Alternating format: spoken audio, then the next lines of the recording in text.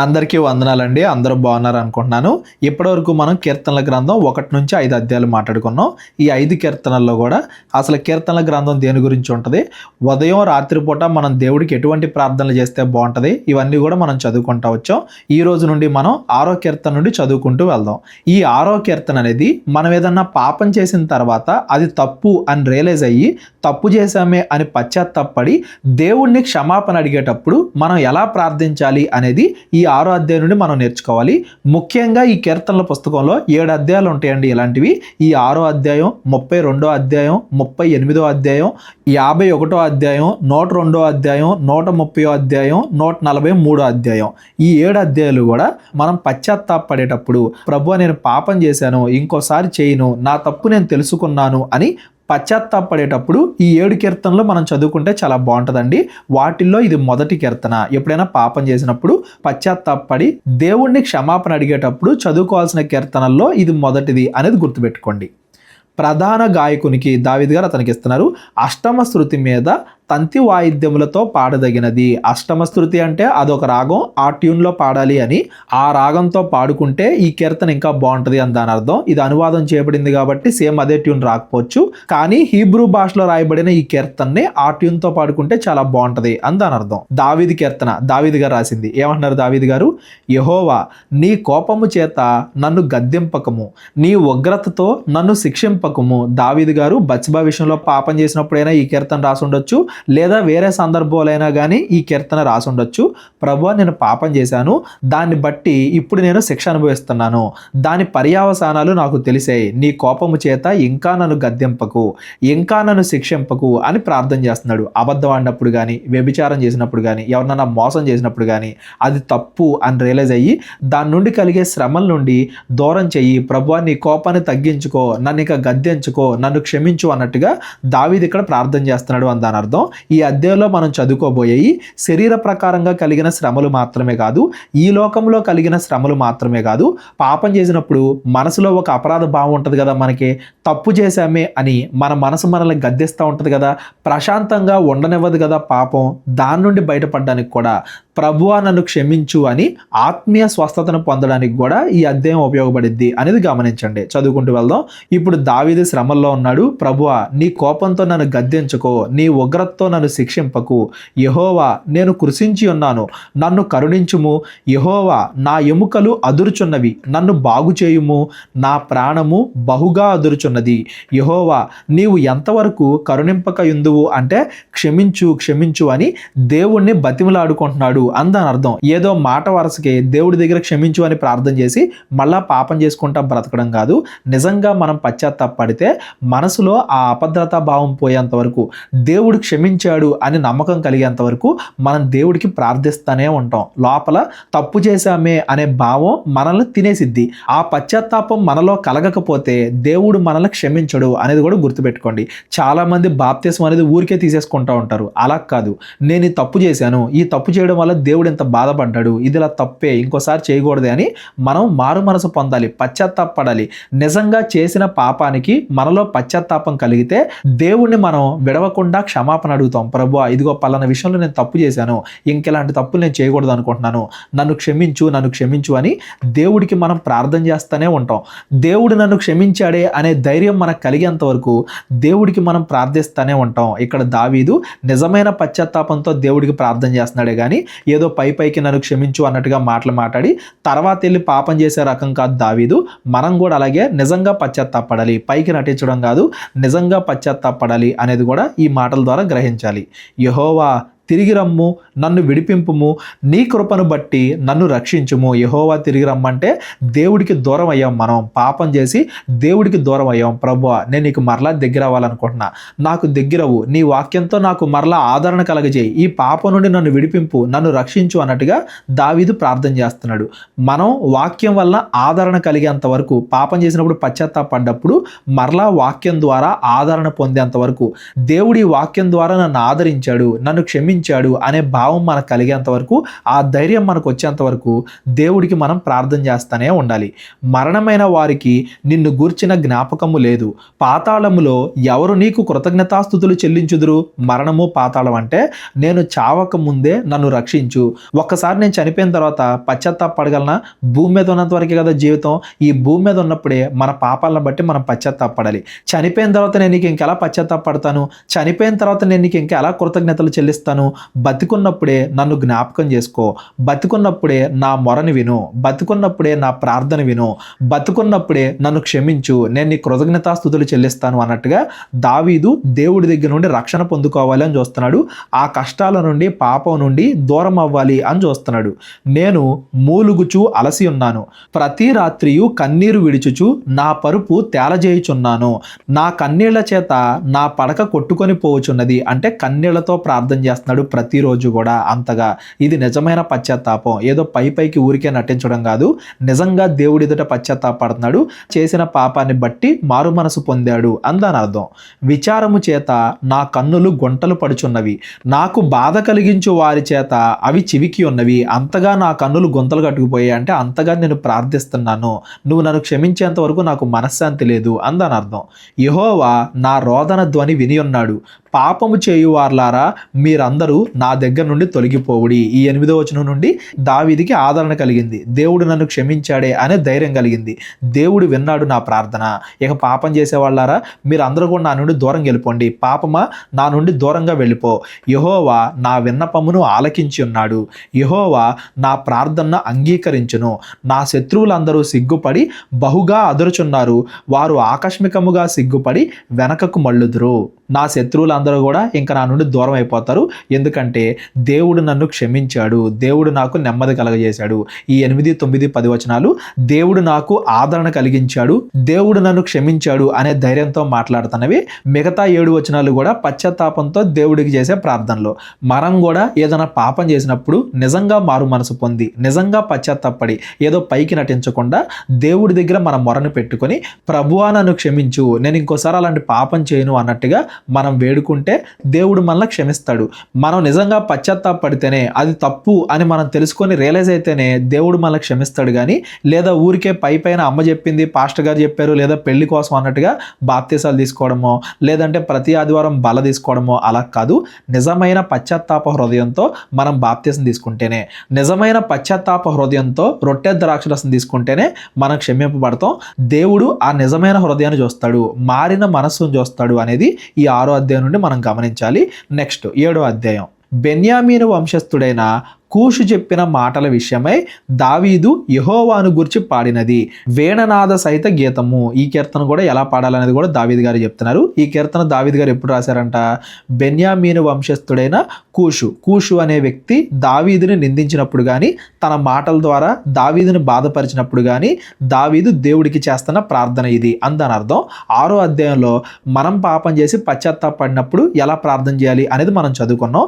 7వ అధ్యాయంలో మనం పాపం చేయకపోయినా కానీ మనల్ని ఎవరన్నా నిందిస్తుంటే, మనలో తప్పు లేకపోయినా కానీ మనల్ని ఎవరన్నా దూషిస్తుంటే అప్పుడు మనం ఎలా ప్రార్థన చేయాలి అనేది ఈ 7వ అధ్యాయంలో చదువుకుంటాం. 6వ అధ్యాయంలోనేమో మనం పాపం చేసి దేవుని కోపానికి గురై, దేవుడి ఉగ్రతకు గురై పశ్చాత్తాపడినప్పుడు, 7వ అధ్యాయంలోనేమో మనం పాపం చేయకపోయినా, మనం తప్పు చేయకపోయినా కానీ మనం కష్టాల్లో ఉన్నప్పుడు, దావీదు ఏ తప్పు చేయకపోయినా కానీ కూషు అనే వ్యక్తి వచ్చి దావీదుని నిందిస్తున్నాడు. ఆ సమయంలో పాడిన పాట అందని అర్థం. ఈ కూషు అనే వ్యక్తి ఎవరో మనకు అంత కరెక్ట్గా తెలియదండి. మేబీ సౌలు దగ్గర ఉండే ఎవరైనా వ్యక్తి అయి ఉండొచ్చు, లేదా దావీదు అబ్షాలోము నుండి తప్పించుకునేటప్పుడు షిమి అనే ఒక వ్యక్తిని చూస్తాం, ఆ షిమి అనే వ్యక్తి అయినా అయి ఉండొచ్చు. లేదా తర్వాత షబా అనే వ్యక్తి, అతడు కూడా బెన్యామీను వంశస్థుడే, అతడు దావీదు పైన తిరుగుబాటు చేస్తాడు, అతడైనా అయి ఉండొచ్చు. లేదా వీళ్ళు కాకుండా సౌలు దగ్గర ఉండే ఎవరైనా అధికారి అయినా అయి ఉండొచ్చు. దావీదు తప్పు చేయకపోయినప్పటికీ దావీదుని వీళ్ళు నిందించారు, దావీదు చెడ్డవాడు అన్నట్టుగానో, సౌలుని కావాలి అన్నట్టుగా చంపాడనో, లేదా బెన్యామీను గోత్రానికి ద్రోహం చేస్తున్నాడు అన్నట్టుగానో, ఏదో ఏదో ఒక రకంగా ఆధారం లేకపోయినా దావీదు చేయని తప్పుకి దావీదు నిందిస్తున్నారు అని దాని అర్థం. ఆ సమయంలో దావీదు ఈ కీర్తనలు రాశాడు. మనం సమూయేలు గ్రంథాల్లో కూడా చదువుకున్నాం. దావీదు తనని ఎవరైతే నిందిస్తున్నారో వాళ్ళ మీద పగ తీర్చుకోవట్లా. ఈ షిమి గాని తనని నిందించినా గాని, తన తప్పు లేకుండా తనని నిందించినా గాని దావీదు వాళ్ళ మీద పగ తీర్చుకోకుండా దేవుడికే వదిలేశాడు తీర్పుని. మనం కూడా ఎవరన్నా మనల్ని నిందిస్తున్నప్పుడు, మన తప్పు లేకపోయినా మనల్ని నిందిస్తున్నప్పుడు మనం వాళ్ళని తిడతామో కొడతామో చేయకూడదు. దేవుడికి వదిలేయాలి తీర్పు, దేవుడి మీదకి వదిలేయాలి. దావీదు ఎలా అయితే తాను పగ తీర్చుకోకుండా దేవుడికి వదిలేశాడు తీర్పుని, ఆ కూష్ విషయం కానీ షిమి విషయం కానీ మనం కూడా అలాగే దేవుడికి వదిలేయాలి అనేది గుర్తుపెట్టుకోవాలి. మరలా చెప్తున్నాను, 6వ అధ్యాయం ఏమో మనం పాపం చేసి కష్టాలు పడి మనం పశ్చాత్తాపడ్డప్పుడు, 7వ అధ్యాయం ఏమో మనం పాపం చేయకపోయినా కానీ వేరే వాళ్ళు ఎవరన్నా మనల్ని అనవసరంగా నిందిస్తున్నప్పుడు, అప్పుడు మనం దేవుడికి ఎలా ప్రార్థన చేయాలంట? యెహోవా నా దేవా, నేను శరణుజొచ్చి ఉన్నాను, నీ దగ్గరికి వచ్చాను ప్రభువా, నీ మీదే ఆధారపడుతున్నాను, నీకే ప్రార్థన చేస్తున్నాను అని దాని అర్థం. శరణుజొచ్చి ఉన్నాను అంటే నన్ను తరుమువారి చేతిలో నుండి నన్ను తప్పించుము, నన్ను తప్పించువాడు ఎవడునూ లేకపోగా వారు సింహం వలె మొక్కలు మొక్కలుగా చీల్చివేయకుండా నన్ను తప్పించుము, నా శత్రువుల చేతిలో నుండి నన్ను తప్పించుము అన్నట్టుగా దావీదు ప్రార్థన చేస్తున్నాడు.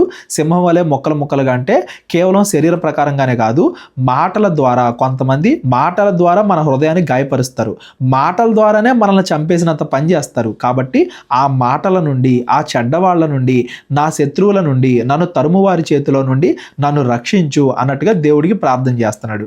యెహోవా నా దేవా, నేను ఈ కార్యము చేసిన ఎడల, నా చేత పాపము జరిగిన ఎడల, నాతో సమాధానముగా నుండిన వానికి నేను కీడు చేసిన ఎడల, ప్రభువా నేను నిజంగా పాపం చేస్తే, ఎవరన్నా మంచి వాళ్ళకు కూడా నేను కీడు చేస్తే, శత్రువు నన్ను తరిమి పట్టుకొననిమ్ము, నా ప్రాణము నేలకు అణగదొక్కనిమ్ము, నా అతిశయాస్పదమును మంటిపాలు చేయనిమ్ము. ఒకవేళ నిజంగా ఏదైనా తప్పు చేసి ఉంటే నేను, నా శత్రువులకు నన్ను అప్పగించు, నాకు మరణశిక్ష విధించు, నా అతిశయాస్పదం, నా గర్వాన్ని మట్టిపాలు చేయి, నిర్నిమిత్తముగా నన్ను బాధించు వారిని నేను సంరక్షించి తిని కదా.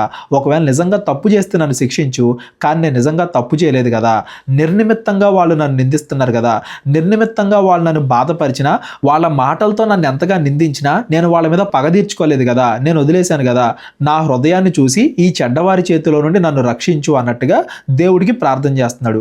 ఒకవేళ నిజంగా పాపం చేసి ఉంటేనేమో పశ్చాత్తాపడాలి.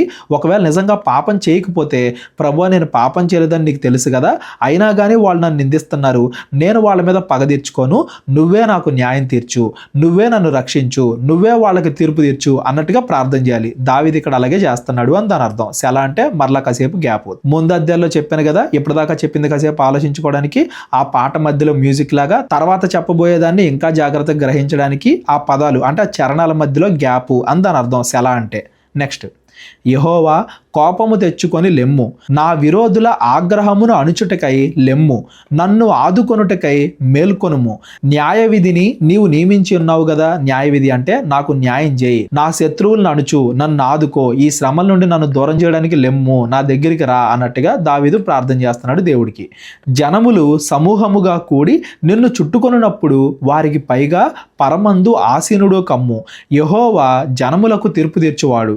యెహోవా నా నీతిని బట్టియు నా యథార్థతను బట్టియు నా విషయంలో నాకు న్యాయము తీర్చును. ఇప్పుడు దాకా ప్రభువా నాకు సహాయం చేయి అన్నట్టుగా అన్నాడు, ఇప్పుడు ఖచ్చితంగా దేవుడు సహాయం చేస్తాడు అన్నట్టుగా నమ్ముతున్నాడు. దేవుడు నా యథార్థతను బట్టి నాకు న్యాయం చేస్తాడు అన్నట్టుగా నమ్ముతున్నాడు, విశ్వసిస్తున్నాడు దావీదు అందని అర్థం. హృదయములను అంతరేంద్రియములను పరిశీలించు నీతిగల దేవా. ప్రభువా నేను పైకి ఒకటి మాట్లాడి లోపల ఒకటి పెట్టుకుంటే నీకు తెలుసు కదా, నువ్వు కేవలం మాటలను కాదు హృదయాన్ని పరిశీలిస్తావు కదా, అంతరంగం లోపల ఏముంది అనేది నువ్వు పరిశీలిస్తావు కదా, నా హృదయం నీకు తెలుసు కదా.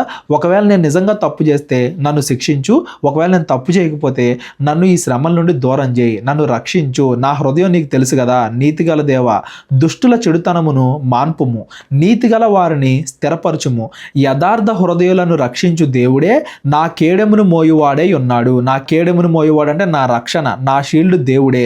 దేవుడే నన్ను రక్షిస్తాడు, చెడ్డవాళ్ళకి తీర్పు తెచ్చి యథార్థ హృదయాన్ని దేవుడు రక్షిస్తాడు.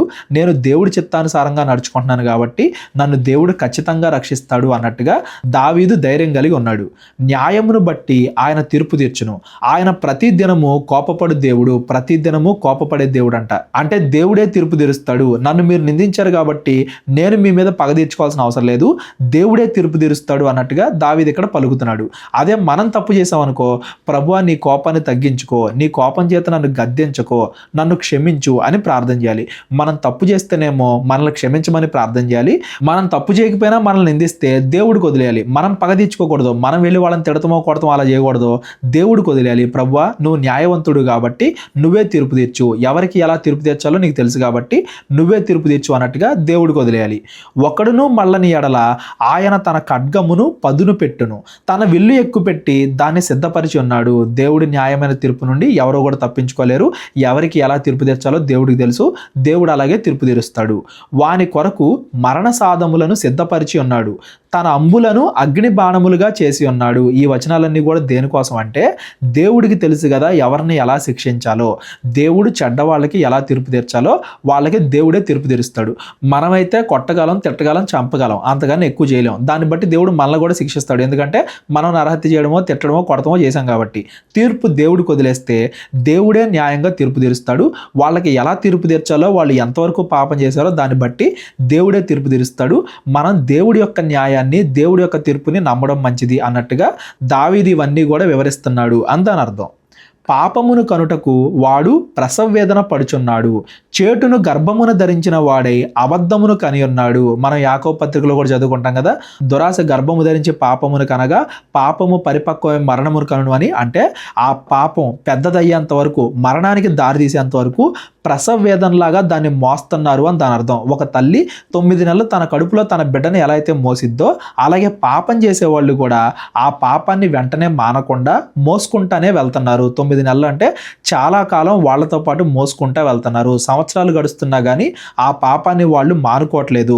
ఆ కొంచెం కొంచెం పాపం పెరుగుతూ వెళ్తుంది. దురాశ ఏమో ఇంకా పాపంగా తయారవుతుంది, అది ఇంకా పెద్ద పాపంలా తయారవుతుంది. అలా పాపం పెరుగుతూనే వెళ్తుంది, మరణం వరకు అది దారి తీస్తుంది. ప్రసవ వేదన అంటే అది పాపానికి దారి తీసేంత వరకు వాళ్ళు ఆ పాపాన్ని మానుకోవట్లేదు. ఒక తల్లి తన బిడ్డను మోసినట్టుగా పాపాన్ని వాళ్ళు మోస్తున్నారు, దాన్ని మానకుండా మోస్తున్నారు అని దాని అర్థం.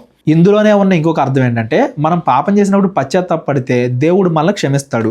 మనం పశ్చాత్తాపడకుండా ఇంకా ఇంకా పాపం చేసుకుంటూ వెళ్తే, ఒక తల్లి తన బిడ్డను మోసినట్టుగా ఇంకా ఇంకా ఆ పాపాన్ని మన హృదయంలో పెంచుకుంటానే వెళ్తే అది ఒకానొక రోజున మరణానికి దారి తీసిద్ది, మనం నరకానికి వెళ్ళిపోతాం అనేది కూడా ఇందులో ఉన్న భావం. అది కూడా మనం గ్రహించాలి. వాడు గుంట తవ్వి దాన్ని లోతు చేసి ఉన్నాడు, తాను తవ్విన గుంటలో తానే పడిపోయాను. అంటే ఆ పాపం అనేది ఏం చేసింది, వాడు పూర్తిగా నాశనం అయ్యేంత వరకు వాడిని నడిపించింది. ఆ పాపం పూర్తిగా వాడిని నాశనం చేసింది అని దాని అర్థం. వాడు తలంచిన చేటు వాడి నెత్తి మీదకే వచ్చాను. వాడు చెడు చేయాలనుకున్నాడు, ఫైనల్గా వాడే నాశనం అయ్యాడు. వాడు తవ్వుకొన గోతులో వాడే పడ్డాడు. వాడు ఎదుటి వాళ్ళకి ఏ చెడైతే చేయాలనుకున్నాడో దేవుడు వాడికి అదే విధంగా తీర్పు తీర్చాడు అని దాని అర్థం. వాడు యోచించిన బలాత్కారము వాడి నడినెత్తి మీదనే పడును. యెహోవా న్యాయము విధించువాడు అని నేను ఆయనకు కృతజ్ఞతాస్తుతులు చెల్లించెదను. సర్వోన్నతుడైన యెహోవా నామమును కీర్తించెదను. ప్రభువా నీకే స్తోత్రం, కృతజ్ఞతాస్తుతులు నీకే చెల్లునుగాక. ఎందుకంటే నువ్వు న్యాయవంతుడివి. ఎవరికి ఎలా తీర్పు తీర్చాలో, ఎప్పుడు ఎవరికి అవకాశాలు ఇవ్వాలో, ఎప్పుడు ఎవరిని శిక్షించాలో, ఎప్పుడు ఎవరిని ఎలా తీర్పు తీర్చాలో నీకే తెలుసు కాబట్టి నీకే మహిమ ఘనత అన్నట్టుగా దావీదు దేవుణ్ణి కీర్తిస్తున్నాడు. ఈ అధ్యాయం అంతా కూడా మీరు గమనించండి. దావీదు ఎక్కడ కూడా వాళ్ళ మీద పగ తీర్చుకోవట్లా, దేవుడికి వదిలేస్తున్నాడు న్యాయాన్ని. మనం కూడా దేవుడికి వదిలేయాలి. ఒకవేళ మనమే గనక పాపం చేసి ఉంటే మనస్ఫూర్తిగా పశ్చాత్తాపడాలి, దేవుణ్ణి వేడుకోవాలి. ప్రభువా క్షమించు, ఈ పాపాన్ని దూరం చేయి, ఈ శ్రమను దూరం చేయని దేవుణ్ణి మనం వేడుకోవాలి. అది కూడా ఈ 6-7 అధ్యాయాల నుండి మనం గమనించాలి. 6వ అధ్యాయమేమో మనం పాపం చేసినప్పుడు, 7వ అధ్యాయమేమో మన తప్పు లేకపోయినా కానీ ఎదుటి వాళ్ళు మనల్ని నిందించినప్పుడు. 2 సందర్భాల్లోనూ ఎలా ప్రార్థన చేయాలి అనేది మనం చదువుకున్నాం. ఈ కీర్తనలో 8వ అధ్యాయం కూడా ఈరోజు మనం చదువుకుందాం. 9వ అధ్యాయం నుండి రేపొద్దున మనం చదువుకుంటూ వెళ్దాం. ప్రధాన గాయకునికి, దావీదు ఎవరికి ఇస్తున్నారు ఈ పాటని? ప్రధాన గాయకునికి. గిత్తీత్ రాగమును బట్టి పాడదగినది. ఆ రాగం, ఆ ట్యూన్ ఏంటో నాకు కూడా తెలీదు, ఎవరికైనా తెలిస్తే కమెంట్ చేయండి. గిత్తీత్ రాగమును బట్టి పాడదగినది దావీదు కీర్తన. ఇది కూడా దావీదు గారు రాసిందే. యెహోవా మా ప్రభువా, ఆకాశముల్లో నీ మహిమను కనబరచువాడా, భూమి అందంతటా నీ నామము ఎంతో ప్రభావము గలది. ఈ అధ్యాయం అంతా, ఈ కీర్తనలు 8వ అధ్యాయం అంతా కూడా దేవుడిని కీర్తించడంతోనే ఉంటుంది. ముందు 2 అధ్యాయాలు కూడా బాధలో ఉన్నప్పుడు దేవుడికి పెట్టిన మొర, దేవుడికి చేసిన ప్రార్థన.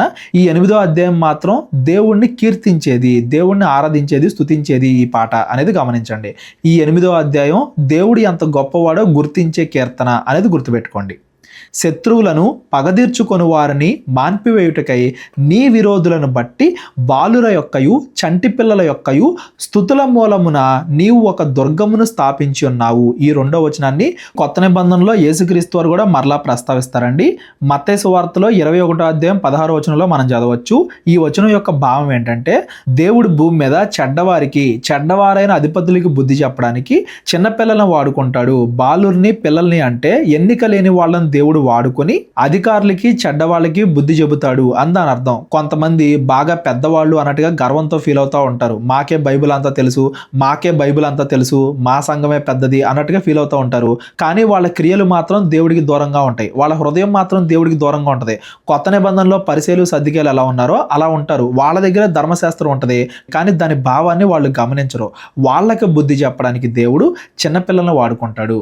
వాళ్ళకి బుద్ధి చెప్పడానికి దేవుడు ఎన్నిక లేని వారిని, యేసుక్రీస్తు వారి శిష్యులు చూడండి, ఎన్నిక లేని వారు, చేపలు పట్టేవాళ్ళు, ధనవంతులు కాదు పేదవాళ్ళు, అలాంటి వాళ్ళని ఉపయోగించుకొని దేవుడు వీళ్ళకి బుద్ధి చెబుతాడు అన్నట్టు.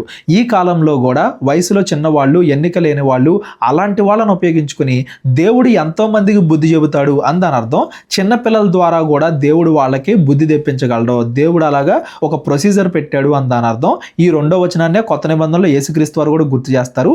దేవుడు ముందే చెప్పాడు కదా, చిన్నపిల్లల్ని, ఎన్నిక లేని వారిని దేవుడు ఎంచుకొని పెద్దవాళ్ళు అని ఫీల్ అయ్యే చెడ్డవాళ్ళకి దేవుడు బుద్ధి చెబుతాడు అని దాని అర్థం అనమాట. నీ చేతి పని అయిన నీ ఆకాశములను, నీవు కలగజేసిన చంద్ర నక్షత్రములను నేను చూడగా, నీవు మనుషుని జ్ఞాపకము చేసుకొనుటకు వాడేపాటివాడు, నీవు నరపుత్రుని దర్శించుటకు వాడేపాటివాడు. ఎంత పెద్ద విశ్వంలో మనిషి ఎంత చిన్నవాడు అయినప్పటికీ కూడా నువ్వు మనిషి గురించి ఆలోచిస్తున్నావే. దేవుడా, నువ్వెంత గొప్పవాడివి, మనిషి ఎంత చిన్నవాడైనప్పటికీ ఆ మనిషినే నువ్వు ప్రేమిస్తున్నావు అంటే నీ హృదయం ఎంత గొప్పది అన్నట్టుగా దావీదు దేవుణ్ణి కీర్తిస్తున్నాడు అని దాని అర్థం. ఒక మనిషి ఎంత ఉంటాడు చెప్పండి, అంత చిన్నవాడు. ఏరోప్లేన్లో వెళ్ళే వాళ్ళకి కింద మనుషులు కనబడరు. అలాంటిది ఈ భూమి విశ్వంలో ఎంత చిన్నది, ఈ సౌర కుటుంబం ఎంత చిన్నది, ఇంత పెద్ద విశ్వంలో మనిషి అసలు ఎంత చిన్నవాడు అయినప్పటికీ ఆ మనిషినే దేవుడు ప్రేమిస్తున్నాడు అంటే దేవుడి శక్తి ఎంత గొప్పదో మనకు అర్థం అవ్వాలి, దేవుడి హృదయం ఎంత గొప్పది అనేది కూడా మనకు అర్థం అవ్వాలి. నీ చేతి పని అయిన నీ ఆకాశములను, నీవు కలుగజేసిన చంద్ర నక్షత్రములను నేను చూడగా, నీవు మనుషుల్ని జ్ఞాపకం చేసుకొనుటకు వాడేపాటివాడు, నీవు నరపుత్రుని దర్శించుటకు వాడేపాటివాడు, దేవుని కంటే వానిని కొంచెము తక్కువనిగా చేసి ఉన్నావు, మహిమా ప్రభావములతో వానికి కిరీటము ధరింపజేసి ఉన్నావు. ఇంత చిన్నవాడైనా కానీ ఈ ప్రపంచం మొత్తాన్ని కంట్రోల్ చేయగలుగుతున్నాడు, ప్రపంచం మొత్తాన్ని ఏలగలుగుతున్నాడు అని దాని అర్థం. ఈ 5వ వచనాన్ని మరలా ఎక్స్ప్లెయిన్ చేస్తానండి. దేవుని కంటే కొంచెము తక్కువనిగా చేసి ఉన్నావు అంటే ఈ భూమి మీద ఉండే ప్రతి దాని మీద మనిషికి అధికారాన్ని ఇచ్చావు దేవుడా. మనిషి ఎంత చిన్నవాడైనప్పటికీ గొప్పవానిగా మనిషిని చేశావు అని దాని అర్థం. ఇదే మాట మనకి మరలా హెబ్రీలకు రాసిన పత్రిక 2వ అధ్యాయంలో కనబడిద్దండి. ఇదంతా కూడా ఈ అధ్యాయంలో ఉన్న చాలా వచనాలు హెబ్రీలకు రాసిన పత్రిక 2వ అధ్యాయంలో మనకు కనబడతాయి. అక్కడ భావం ఏంటంటే యేసుక్రీస్తు వారు పరలోకాన్ని వదిలేసి భూమి మీద ఒక మనిషిగా జన్మించారు, అత్యల్పుడైన మనిషిగా జన్మించారు. ఎందుకంటే మనిషి కోసం అనేది చెప్పడానికి, యేసుక్రీస్తు వారి గురించి చెప్పడానికి ఈ అధ్యాయంలో చెప్పిన మాటలన్నీ కూడా మరలా హెబ్రీలకు రాసిన పత్రికలో ప్రస్తావిస్తారు. అక్కడికి వెళ్ళిన తర్వాత మనం అది చదువుకుందాం. కాకపోతే చాలా మందికి డౌట్ ఎక్కడ వచ్చింది అంటే, ఇదే మాటని హెబ్రీలకు రాసిన పత్రికలో మనం చదివినప్పుడు దేవుని కంటే అని కాకుండా దేవదూతల కంటే కొంచెము తక్కువనిగా వాని చేసి ఉన్నావు అని ఉంటుంది హెబ్రీ పత్రికలో. దేవుని కంటేనా దేవదూతల కంటేనా అని కొంతమంది డౌట్ పడతా ఉంటారు. అది కూడా పెద్ద డౌట్ ఏం కాదండి. ఇక్కడ దేవుని కంటే అనే హెబ్రీ పదంలో దేవుని కంటే దేవదూతల కంటే అనే 2 అర్థాలు కూడా వస్తాయి. అంటే దాని ఉద్దేశం ఏంటంటే పరలోకంలో ఉన్న వాటిని తప్ప భూలోకంలో ఉండే మిగతా వాటన్నింటి మీద కూడా మనిషికి అధికారాన్ని ఇచ్చావు దేవుడా అని దాని భావం అనమాట. దేవుడి కంటే దేవదూతల కంటే కొంచెం తక్కువనిగా చేసి ఉన్నావు అంటే పరలోకాన్ని మనిషి కంట్రోల్ చేయలేడులే కానీ పరలోకంలో ఉన్న దేవుడు కానీ దేవదూతలు కానీ అవి మనిషి కంటే శక్తివంతంగా ఉంటాయి. కానీ వాటిని పక్కన పెట్టేస్తే ఈ భూమి మీద ఉండే మిగతా వాటన్నింటి మీద మనిషికి దేవుడు అధికారాన్ని ఇచ్చాడు. ఈ భూమి మీద ఉండే మిగతా వాటన్నిటిని కూడా మనిషి చేతికి దేవుడు అప్పగించాడు అని దాని అర్థం. దేవుని కంటే అన్నా కానీ దేవదూతల కంటే అన్నా కానీ రెండు కూడా ఒకటే.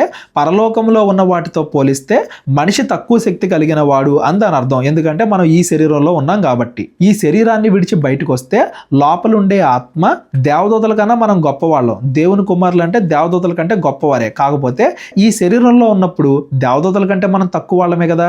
దేవదూతలు కూడా కాదు, సూర్యుని కంటే మనం తక్కువ వాళ్ళం. ఎండ ఎక్కువగా ఉన్నప్పుడు మనం బయట తిరగలేం, లేకపోతే చలి ఎక్కువగా ఉన్నప్పుడు మనం బయట తిరగలేం, లేదా వర్షం ఎక్కువగా పడుతున్నప్పుడు మనం దానికి తట్టుకోలేం. మనం ఈ శరీరంలో ఉన్నాం కాబట్టి తక్కువ వాళ్ళగా ఉన్నాం. అయినప్పటికీ అంత తక్కువ వారిగా మనం ఉన్నప్పటికీ కూడా ఈ భూమి మొత్తాన్ని కూడా దేవుడు మనకు అప్పగించాడు.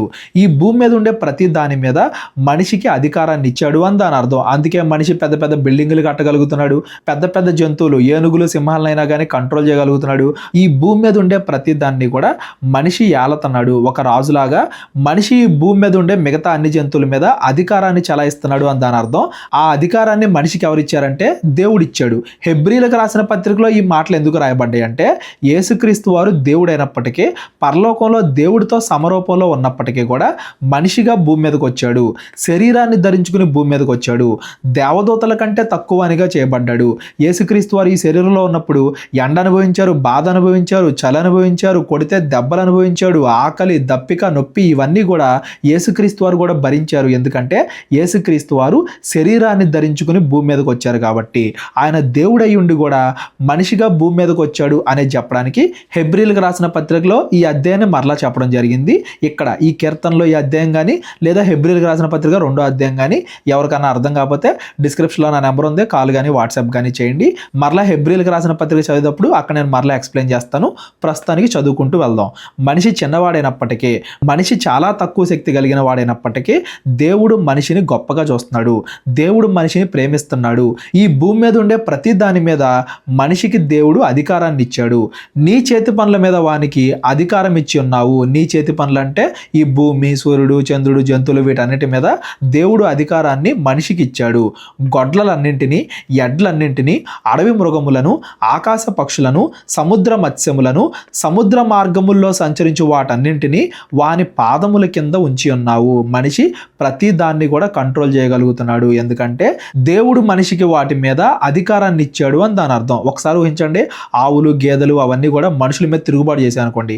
కుక్కలన్నీ కూడా మనిషికి లోబడకుండా తిరుగుబాటు చేశాయి అనుకోండి. మనిషి తట్టుకోగలరా? మనిషికి దేవుడు వాటన్నిటిని కూడా లోబరిచాడు కాబట్టే మనిషి అధికారాన్ని చలాయిస్తున్నాడు భూమి మీద. దేవుడు ఆ అధికారాన్ని ఎన్నిక లేని మనిషికి ఇచ్చాడు అని దాని అర్థం. యెహోవా మా ప్రభువా, భూమి అందంతటా నీ నామము ఎంత ప్రభావము గలది, ఎంతో ప్రభావము గలది. ఇదే మాటతో ఆరంభమైంది ఈ అధ్యాయం, అదే మాటతో మరలా ముగిసింది అని దాని అర్థం. ఈ అధ్యాయం అంతా కూడా దేవుడి గొప్పతనం. మనిషి అంత చిన్నవాడైనప్పటికి కూడా దేవుడు మనిషిని ఎంతగా హెచ్చించాడు, మనిషికి అంత అధికారం ఇచ్చాడు అని దాని అర్థం. ఆ అధికారాన్ని మనిషి సరిగ్గా ఉపయోగించుకోకుండా పాపాలు చేస్తూ ఈ భూమిని పాడు చేసి, ప్రకృతిని పాడు చేసి, జంతువుల్ని పాడు చేసి, రోగాలు తెచ్చి, పొల్యూషన్ తెచ్చి, తనని తాను కూడా పాపం చేసి నాశనం చేసుకుంటుంటే ఈ నాశనాన్ని చూడలేక దేవుడే యేసుక్రీస్తు వారే పరలోకం నుండి భూమి మీదకి వచ్చి మన శరీరాన్ని, ఈ పాప శరీరాన్ని ధరించుకొని మనల్ని పాపం నుండి విడిపించి ఎలా బ్రతకాలో, ఒక మనిషి భూమి మీద అధికారం ఎలా చలాయించాలో, ఎలా బ్రతకాలో, ఎలా ఈ భూమిని పాడు చేయకూడదో, ఏది మంచి ఏది చెడు అవన్నీ కూడా చెప్పి యేసుక్రీస్తు వారు మనల్ని రక్షించారు. దేవుడిచ్చిన అధికారాన్ని ఎలా ఉపయోగించుకోవాలో, భూమి మీద ఎలా బ్రతకాలో మనకు తెలియట్లేదు. అది నేర్పించడానికి యేసుక్రీస్తు వారు భూమి మీదకే ఇదే ఆకారంతో వచ్చారు అనేది కూడా ఈ అధ్యాయం నుండి మనం గ్రహించాలి. ఈ కీర్తనలు 8వ అధ్యాయం అంతా కూడా దేవుడు ఎంత గొప్పవాడు అనేది మనం తెలుసుకోవడానికి. 6వ అధ్యాయంలోనేమో పాపం చేసినప్పుడు ఎలా పశ్చాత్తాపడాలి అనే దాని గురించి, 7వ అధ్యాయంలోనేమో మనం పాపం చేయకపోయినా ఎవరన్నా మనల్ని నిందిస్తే అప్పుడు మనం దేవుడికి ఎలా ప్రార్థన చేయాలి, మనం తీర్పు తెచ్చకుండా తీర్పుని దేవుడికి ఎలా వదిలేయాలి అనే దాని గురించి, దేవుడి న్యాయం గురించి 7వ అధ్యాయంలో, ఆ దేవుడి గొప్పతనం గురించి 8వ అధ్యాయంలో మనం చదువుకున్నాం అనేది గమనించండి. ఈ 3 అధ్యాయాల్లో ఎవరికైనా అర్థం కాకపోతే డిస్క్రిప్షన్లో నా నెంబర్ ఉంటుంది, కాల్ కానీ వాట్సాప్ కానీ చేయండి. 9వ అధ్యాయం నుండి మనం రేపొద్దున చదువుకుంటూ వెళ్దాం.